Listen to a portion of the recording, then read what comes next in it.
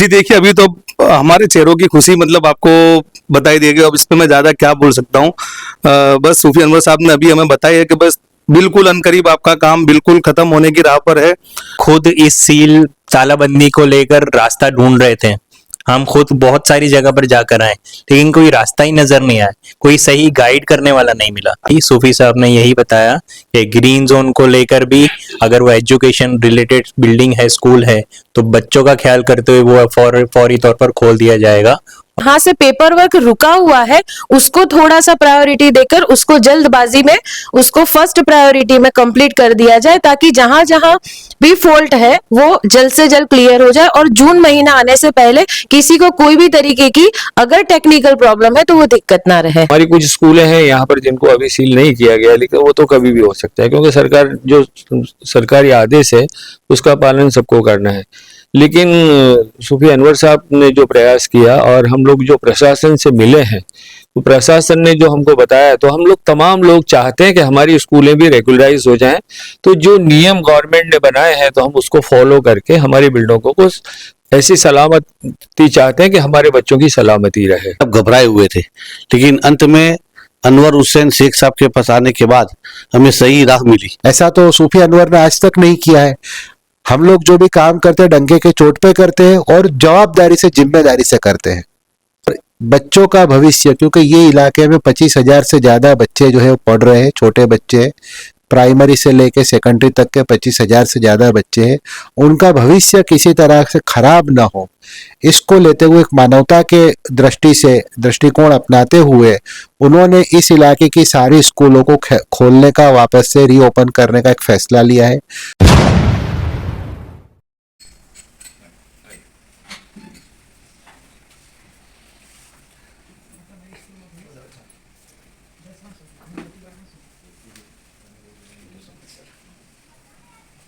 बहुत बहुत शुक्रिया। अरे भाई आप कर लो रेहाना पे मैं तो सब है। बिल्कुल बिल्कुल सब अपना परिवार है, अपना सब परिवार। थोड़ा जल्दी आप तो शायद आपके सॉल्यूशन सॉल्व हो गया। नहीं, लेकिन हर चीज के लिए अल्लाह ने वक्त मुकर्रर किया है। इसमें भी बहुत हर कुछ चीज के लिए अल्लाह का राज होता है। हर चीज के लिए अल्लाह ने वक्त मुकर्रर किया। आप लोगों के साथ में जो कर रहे हो सिस्टम के साथ, और सिस्टम को फॉलो करने की बात है। मैंने भी बुलाया। मेरा एक रिक्वेस्ट है कि भाई आप लोग सिस्टम को फॉलो करो। जी जी, जो सिस्टम है वो सिस्टम से चल रहा है, तो अपने सिस्टम के बाहर जाके क्यों नुकसान अपना। बिल्कुल सही बात है। हम लोग जो भी काम कर रहे हैं सब सिस्टम में रह के अपने लिए, फिर बच्चों को भी तकलीफ पड़ रही है, आगे फिर सबका प्रॉब्लम है। अभी इंशाल्लाह आपका सबका ये हो गया है अल्हम्दुलिल्लाह। और जिन लोगों के जो इम्पैक्ट के मसले है वो इम्पैक्ट तो क्लियर हो जाएगी। जिन लोगों का ग्रीन जोन का या दूसरा जो आपका बोला कि सरकारी है, तो वो थोड़ा आपको 6 महीने का टाइम आपको दे रहे हैं। हो जाता है तो ठीक है, नहीं तो फिर आपको अंडरटेकिंग देके फिर शिफ्ट करनी पड़ेगी। जो निर्णय लेगा वो हाँ बस तो आप लोगों को क्या है, आपका भी जो है ना ये 6 महीने का अभी आपको ये मिल रहा है टोटली। मीनवाइल जो भी आपका क्लियर है वो हो जाएगा। आपको तो हेरिटेज की ये चाहिए ना, वो भी हो जाएगी, हेरिटेज वाली भी हो जाएगी, वो भी क्लियरिटी हो जाएगी। आप खाली जो है ये इंजीनियर को बुला के ओडा का, मैंने आपको माप का बोला था, दिया उसने तुमने नक्शा निकल गया? नया का प्लान बना तो वो देगा मेरे को बना। कौन? इंजीनियर को बुलाया। कहाँ के? ये पालवी में कहने उसको बोला।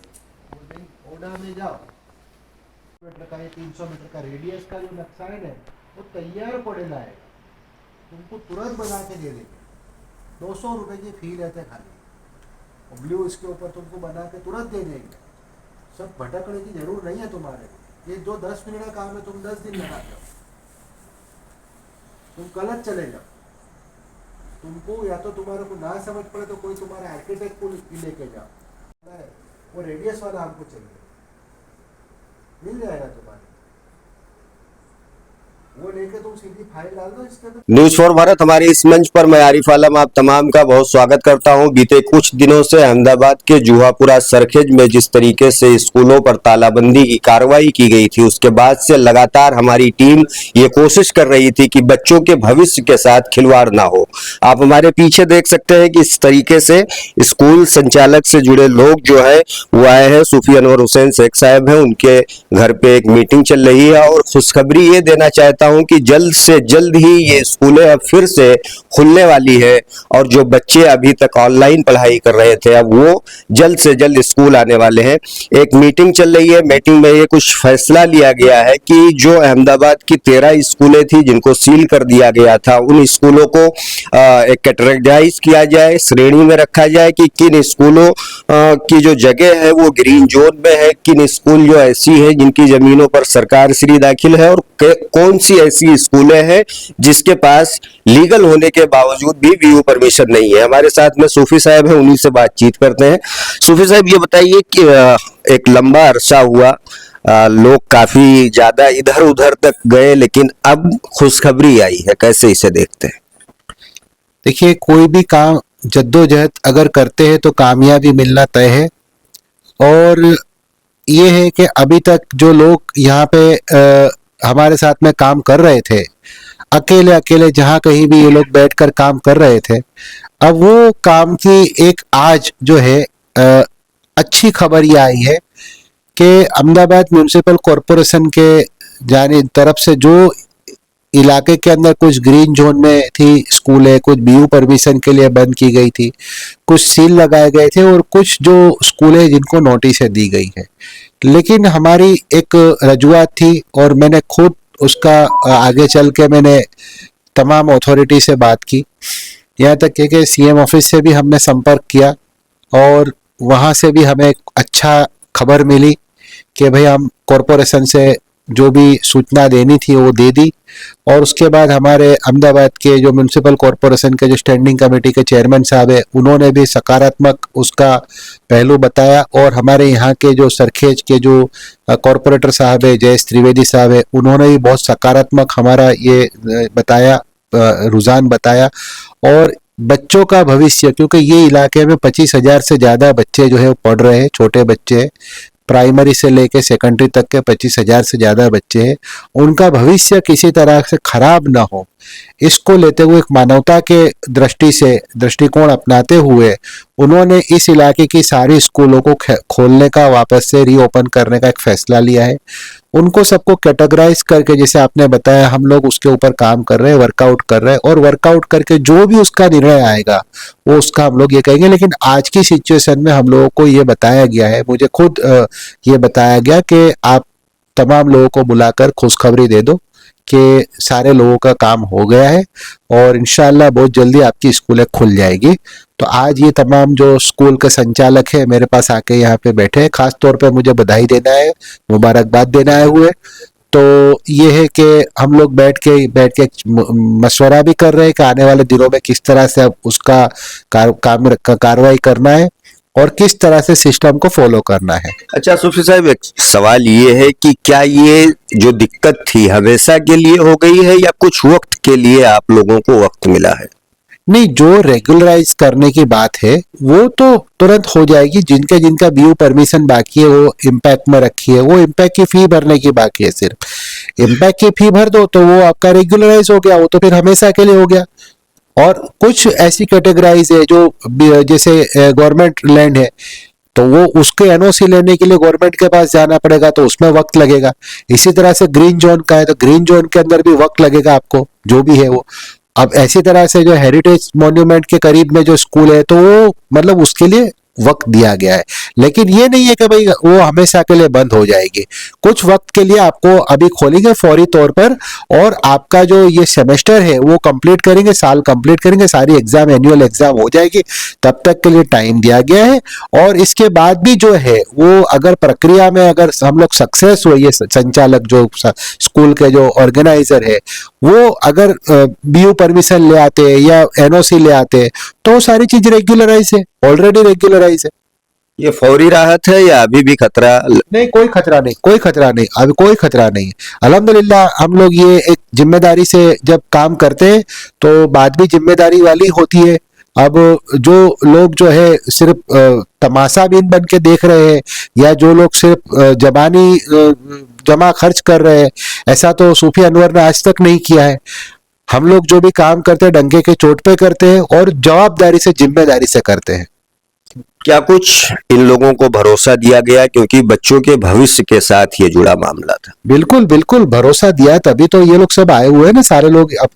आज तक तो सारे परेशान चल रहे थे, लेकिन जब अब वहां से क्लियरेंस आया है, वहां पे सब हमको भी मैसेज आ चुके हैं कि इंशाल्लाह बहुत जल्द आपकी ये सब चीजें खुल जाएगी स्कूल, और उसी बात को बताने के लिए आज यहाँ सब जमा हुए हैं। आप तक आने में बड़ा लंबा वक्त लग गया, बहुत सारी जगहों पर गए, ऐसा लग रहा है? नहीं, ऐसा है कि भाई हम तो यहाँ पे खिदमत के लिए बैठे हुए, खिदमत खल्क करने बैठे हुए। हाँ, ये होता है कभी कभार कि लोगों को आने के अंदर देरी लगती है, वजह कुछ भी होती है, लेकिन एक रास्ते के जिन लोगों से कुछ होता नहीं है वो सिर्फ वक्त बर्बाद करते हैं लोगों का, और जुबानी जमा खर्च करते हैं, उससे ज्यादा कुछ नहीं करते। आजकल की जो मुस्लिम नेतागिरी है, वो नेतागिरी बिल्कुल इस तरह की हो गई है कि वो सिर्फ नाली, पानी और हवा के ऊपर ही जी रहे हैं। जो बेसिक मुद्दे हैं उनसे नजर चुराते नजर आ रहे हैं और दामन बचाते हुए नजर आ रहे हैं। और आज तक ये देखा गया है कि जब भी ऐसे कोई इश्यूज, जो क्रूशियल इश्यू आते हैं, तो अपना दामन छुड़ा के भाग जाते हैं। बाकी कोई आता नहीं है यहाँ के, ना कॉर्पोरेटर आते हैं, ना कोई दूसरे एमएलए आते हैं, ना कोई पूर्व एमएलए आते हैं, कोई इस जगह पे आता नहीं है। जब परेशानियां खड़ी होती है, सबको लड्डू खाना होता है, और लड्डू खाने के बाद सब चले जाते हैं, कोई यहाँ पे दिखता नहीं है। तालाबंदी की ये जो कार्रवाई हुई थी, उसके बाद में काफी ज्यादा लोग परेशान थे। कुछ लोग हैं स्कूल से जुड़े हुए, उनसे बातचीत करते हैं कि क्या कुछ मामला रहा, कि जो कार्रवाई हुई थी उसके पीछे का मकसद क्या रहा होगा। एक्चुअली अस्सलाम वालेकुम, मेरा नाम AR पठान है, मैं सफल इंग्लिश स्कूल का डायरेक्टर हूँ। जो कोर्ट का आदेश है BU परमिशन के बारे में सारी स्कूल में, कि कुछ स्कूलों में घटना हो गई है जहां पर बच्चों को तकलीफ हो गई है जी, तो उसी को लेकर जो है सरकार ने ये आदेश पारित किया, और उसकी वजह से कुछ यहाँ पर स्कूलों को सील कर दिया। हमारी कुछ स्कूलें हैं यहाँ पर जिनको अभी सील नहीं किया गया, लेकिन वो तो कभी भी हो सकता है, क्योंकि सरकार जो सरकारी आदेश है उसका पालन सबको करना है। लेकिन सूफी अनवर साहब ने जो प्रयास किया, और हम लोग जो प्रशासन से मिले हैं, तो प्रशासन ने जो हमको बताया, तो हम लोग तमाम लोग चाहते हैं कि हमारी स्कूलें भी रेगुलराइज हो जाएं। तो जो नियम गवर्नमेंट ने बनाए हैं तो हम उसको फॉलो करके हमारी बिल्डिंगों को ऐसी सलामती चाहते हैं कि हमारे बच्चों की सलामती रहे। पठान साहब, एक सवाल मेरा ये है कि 2016 में तक्षशिला वाला मामला हुआ था, उसके बिल्कुल फौरन बाद गुजरात सरकार ने एक स्कूल सेफ्टी एक्ट बनाया था जी, फौरन उसके बाद कार्रवाई होनी चाहिए। इतने लंबे वक्त बाद कार्रवाई शक पैदा करता है। ये इस बात का तो मैं आपको नहीं बता सकता हूँ, लेकिन ये है कि जब जब जब जब कोर्ट की तरफ से आदेश होता है, कोई वहां से सख्ती आती है, तो फिर वो अधिकारी जो है अपना दामन बचाने के लिए कुछ ऐसा एक्शन ले लेते हैं।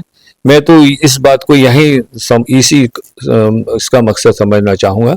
बाकी कोई ऐसा रिवेंज वाली बात नहीं है, और सारे अधिकारी अभी हमसे जो भी मिले हैं संतोष, हाँ, तो संतोषजनक हमारा जो है उनको, और उन्होंने हमको बहुत संतोषजनक जवाब दिया है, और ये कह दिया है अनवर साहब को कि भाई नहीं, वो कुछ 1-2 दिन के अंदर रास्ता करके तमाम स्कूलों को, कि उनको भी फिक्र है, क्योंकि हमारे प्रधानमंत्री श्री जो है वो सारी लेके चले कि हर बच्चे का पढ़ने का अधिकार है। तो इसी को देखते हुए बस हम और ज्यादा नहीं कहते, यही कहना चाहेंगे कि जो सरकार ने, हम सरकार के साथ हैं, और हमारी स्कूलों को हम रेगुलराइज करना चाहते हैं, और हमें थोड़ा सा वक्त दे दिया जाए। जी, आप सर, एक सवाल है कि जिस तरीके से ये BU परमिशन की बात हुई, आपको लगता है कि आपके ऊपर एक्शन लिया गया, लेकिन सरकार की जिम्मेदारी ये भी बनती है कि कुछ लचर व्यवस्थाएं अपनाई जाएं कि अगर आप लोग जाते हैं तो जल्द से जल्द BU परमिशन मिल जाए, ताकि बच्चों के भविष्य के साथ खिलवाड़ ना हो। एक्चुअली जब से ये तालाबंदी हुई उसके बाद से हम सारे संचालक मिलकर इधर उधर जा रहे थे, लेकिन सब घबराए हुए थे। लेकिन अंत में अनवर हुसैन शेख साहब के पास आने के बाद हमें सही राह मिली। और जी, आप बोलते हो कि सरकार को 2016 में सख्त एक्शन लेना चाहिए, उसको तुम उस नज़र से मत देखो कि सरकार ने सख्त एक्शन उस वक्त क्यों नहीं लिया, क्योंकि जिस तरह हमारे प्रधानमंत्री बताते हैं कि बेटी बचाओ बेटी पढ़ाओ, तो इसी तरह से उनको बच्चों के एजुकेशन का ख्याल था सरकार का। इसीलिए उन्होंने लिबरेट होकर पोलाइटली इस मुद्दे को लिया, और बच्चों के एजुकेशन का, जो भी गरीब बच्चे खास करके उनके स्टडी का उन्होंने विचार किया और उसी हिसाब से शायद सरकार ने इतना वक्त दिया होगा, मेरा ऐसा मानना है। अच्छा, एक दूसरा सवाल आपसे जानना चाहता हूँ कि ये जो कार्रवाई है कहीं ना कहीं एक मौका भी देती है कि अगर चीजें पहले ठीक नहीं थी तो अब उसको ठीक कर लिया जाए ताकि भविष्य में इस तरीके की दिक्कतें ना हो। जी अस्सलाम वालेकुम। जी मैं जरूर ये कहना चाहूंगी कि ये सारे जो मैनेजमेंट वाले हैं वो एक जिम्मेदार लोग हैं, वो लोग अपनी एक जिम्मेदारी होती है बच्चों के प्रति, तो इंशाल्लाह सभी ने अपना अपना काम अपने वक्त पर किया है।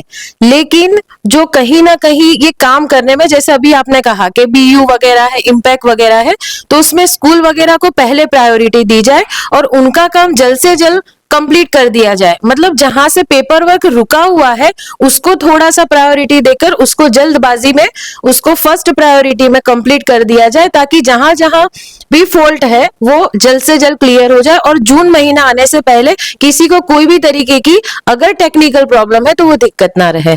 अच्छा, एक सवाल आपसे जानना चाहता हूँ। मुस्लिम नेतागिरी अक्सर मुसलमानों को एक खास पार्टी या खास उसका वोट बैंक माना जाता है, लेकिन इस पूरे मामले में कोई नेताओं ने आपका साथ नहीं दिया, कैसे देखते हैं इसे?